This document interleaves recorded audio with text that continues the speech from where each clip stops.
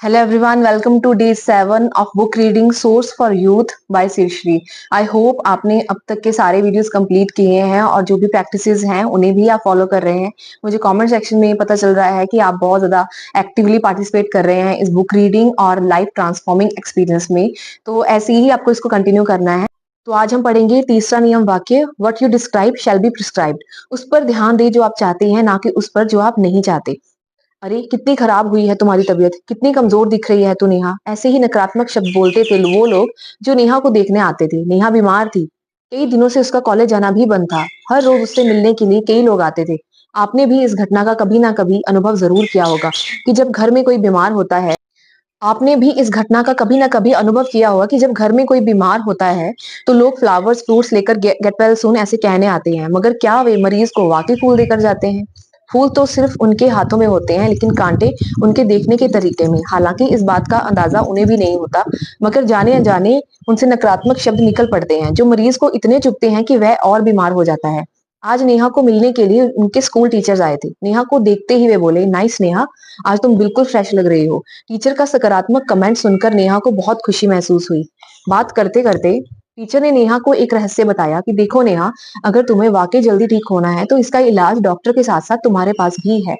Teacher की बात सुनकर नेहा को बहुत आश्चर्य हुआ। टीचर आगे बोल रहे थे, जब हम बीमार पड़ते हैं तो हमारा मन लगातार बड़बड़ करने लगता है, बजाय इसके हमें एक ऐसी बात पर फोकस करना चाहिए जिससे हमारी बीमारी ठीक हो सकती है। तो नेहा ने पूछा, कौन सी बात? नेहा के सवाल पर टीचर ने कहा कि स्वास्थ्य। अगर हम स्वास्थ्य पर फोकस रखेंगे तो हमें कोई भी बीमारी परेशान नहीं कर पाएगी। अभी तुम्हें इस बीमारी के पीछे छिपे स्वास्थ्य पर ध्यान देना होगा।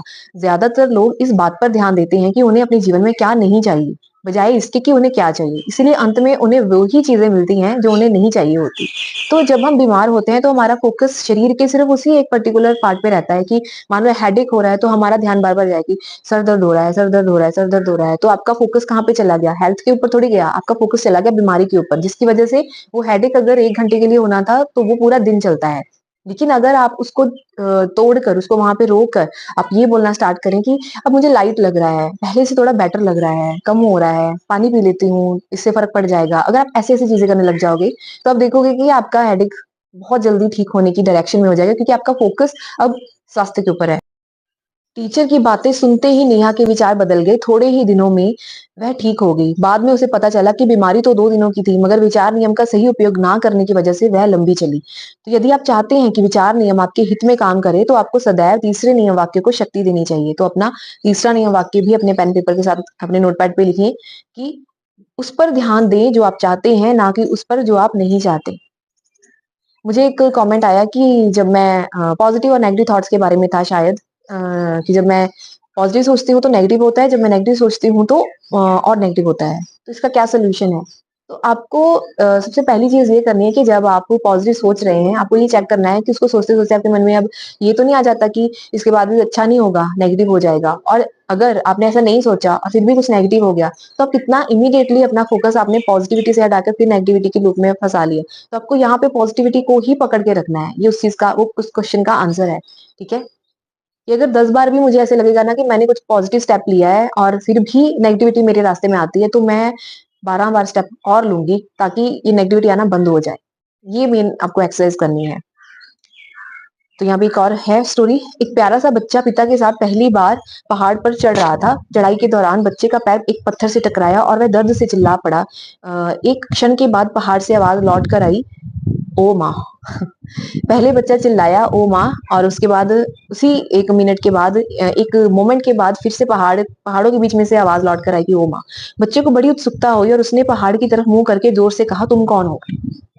एक क्षण बाद यह सवाल फिर उसके ओर सुनाई दे गया। बच्चे का आश्चर्य बढ़ता जा रहा था। वह अब जोर से चीखा, तुम हो कौन बदमाश? पहाड़ ने भी दोहराया, तुम हो कौन बदमाश? बच्चे ने पिता से पूछा, ये सब क्या हो रहा है? तो पिता ने कहा, धैर्य रखो। और वह पहाड़ की तरह मुंह करके चले चिल्लाए, तुम दुनिया के बादशाह हो। पहाड़ से आवाज लौट कर आई, तुम दुनिया के बादशाह हो।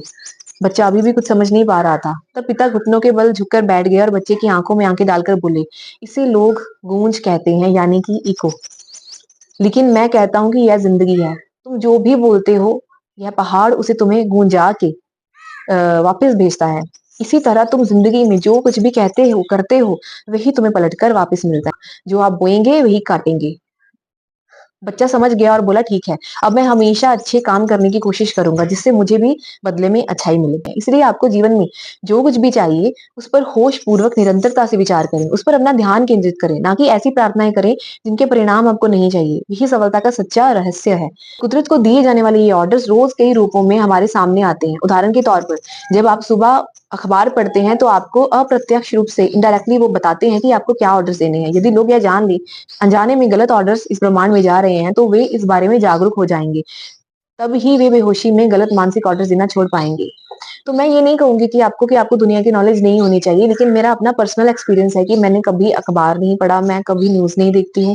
मेरी फैमिली में या मेरे आस-पास के लोग में जब कुछ बहुत हो जाता है ना, तब वो ऐसे नॉर्मल डिस्कशन कर रहे होते हैं, तो मैं पूछती हूँ कि क्या हुआ? बोलते तुझे नहीं पता इतनी बड़ी बात हुई है? मैं कहती हूँ मुझे नॉलेज नहीं चाहिए, लेकिन मुझे एक एक वैसे बता दो कि मतलब क्या हुआ? तो वो एक इतनी छोटी-सी बात मुझे बताते हैं, तो मुझ पे इतना असर नहीं करती। मैं उस मोमेंट में फिर ये सोचती हूँ कि ये भी ठीक हो जाएगा। क्यों? क्योंकि मैंने अपने माइंड को उसके सारे क्लिप्स के साथ ऑक्यूपाई नहीं होने दिया। क्योंकि आप देखो कि न्यूज़ कैसे होती है कि रेपिटिशन पे क्लिप्स होती हैं, साउंड होती है, उसको ऐसे दिखाया जाता है कि कुछ बहुत ही बड़ा हो गया है और ये कभी ठीक नहीं होगा। तो उस चीज़ से बचना स्टार्ट करो। मुझे बहुत साल हो गए हैं कि मैं कभी ऐसी न्यूज़ नहीं देखती हूँ। तो आप भी इसको स्टार्ट करो। मीडिया को भी यह बात समझने की जरूरत है कि लोगों में सनसनीखेज खबरें फैलाकर वे कई बार अति कर बैठते हैं। उन्हें यह एहसास ही नहीं होता कि उनकी सनसनी खबरें सुनकर, देखकर या पढ़कर लाखों करोड़ों लोग किस किस्म के गलत ऑर्डर्स देते हैं कि युद्ध होकर रहेगा, अपराध बढ़ रहा है, शांति संभव ही नहीं है, आतंकवाद कभी खत्म ही नहीं होगा। तो जब हम ऐसी चीजें देखेंगे तो हमारे मन में कैसा विचार आता है, जो मेरे मन में बचपन में आता था जब भी मैं न्यूज़पेपर पढ़ती थी कि दुनिया सेफ नहीं है, इस दुनिया में लोग अच्छे नहीं है, ऐसे विचार मेरे मन में बढ़ गए थे। तो आपको भी अब से इस चीज को रोकना है। मगर क्या आप जानते हैं कि विश्व में कई लोग और संस्थाएं विश्व शांति लाने के लिए डटकर खड़ी हैं? जो लोग मेडिटेशन करवा रहे हैं या सेल्फ हेल्प में काम कर रहे हैं, जो अभी आप कोचिंग इंडस्ट्री में देखो या कोई हेल्थ की वीडियोस बना रहा है, कोई आपको डांस सिखा रहा है, कोई आपको म्यूजिक सिखा रहा है, वो भी तो लोग इसी दुनिया में हैं, वो भी तो आपको हेल्प कर रहे हैं, कोई मोटिवेशनल टॉक्स करते हैं। हम हमारा फोकस उनके ऊपर क्यों नहीं जा पाता? क्योंकि हम नेगेटिव खबरों से अपने आप को ऑक्युपाई कर लेते हैं। लेकिन हमारा फोकस ऐसे रचनात्मक कार्य करने वाले लोगों पर कम और नकारात्मक चीजों पर ज्यादा होता है। आपका हर विचार विश्व में कंट्रीब्यूट हो रहा है, इसलिए किसी भी नकारात्मक न्यूज पर ध्यान ना रखते हुए केवल शांति, तेज, विकास और खुशी पर ही फोकस रखना चाहिए।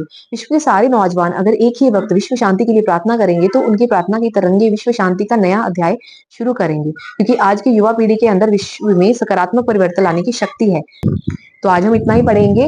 बहुत अच्छी प्रैक्टिस है आपकी। प्रैक्टिस क्या करनी है? आज नॉर्मली आपका रूटीन है कि आप नेगेटिव न्यूज़ देखते हैं, मज़ा आता है आपको, या क्राइम पेट्रोल देखते हैं, कुछ भी आप देखते हैं, नेगेटिव सीरीज़ देखते हैं, आज आपको उसको नहीं देखना है। आपका मन बार-बार करेगा क्योंकि आपका पैटर्न है, पुराना पैटर्न है, इससे आपको प्लेज़र मिलता है। लेकिन आज आपको उस चीज़ को कट करना है, आपको उसको अपने आप को रोकना है कि नहीं, इससे मेरा और इस दुनिया का कोई भला नहीं होने वाला है। तो आपको इस तरह से उसको अवॉइड करते हुए कोई ऐसा कंटेंट देखना है, चाहे सोशल मीडिया पे कहीं पे भी ऐसा कंटेंट देखना है या रीड करना है, जिससे आपकी मदद हो सके, जिससे अल्टीमेटली जब आप अच्छे इंसान बनेंगे तो इस दुनिया की भी मदद होगी, है ना?